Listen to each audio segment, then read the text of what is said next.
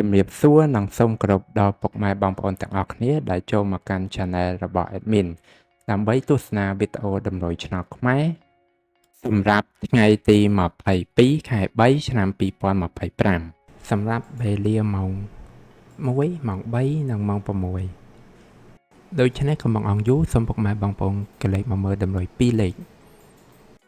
តម្រុយ2លេខ Admin គឺមានលេខ86 87 53 56សម្រាប់ប៉ះ ABCD បន្តមកគឺខ្ទង់ O ខ្ទង់ O Admin គឺ O នៅក្នុង8និងខ្ទង់50សម្រាប់ប៉ះ ABCD ដូចគ្នាបន្តមកគឺលេខពិសេស Admin គឺមានលេខ271គុណ374គុណនិង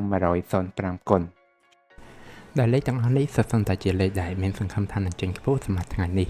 អរគុណពុកម៉ែបងប្អូនទាំងអស់គ្នាដែលបានទស្សនាវីដេអូនេះពីដើមរហូតដល់ចប់ក៏ជូនពរពុកម៉ែបងប្អូនទាំងអស់គ្នាធ្វើការសងសំណាននៅថ្ងៃថ្មីទទួលបាននូវការហេងឆ្នះចំទាំងអស់គ្នាជាចុងក្រោយ Admin សូមពុកម៉ែបងប្អូនជួយ Like Subscribe និង Share ដើម្បីជាកម្លាំងចិត្តដល់ Admin ផងនិងដើម្បីពុកម៉ែបងប្អូនទាំងអស់គ្នាទទួលបាននូវវីដេអូថ្មីបានឆាប់រហ័សផងដែរដូច្នេះ Admin សូមជម្រាបលានិងជួបគ្នានៅវីដេអូក្រោយ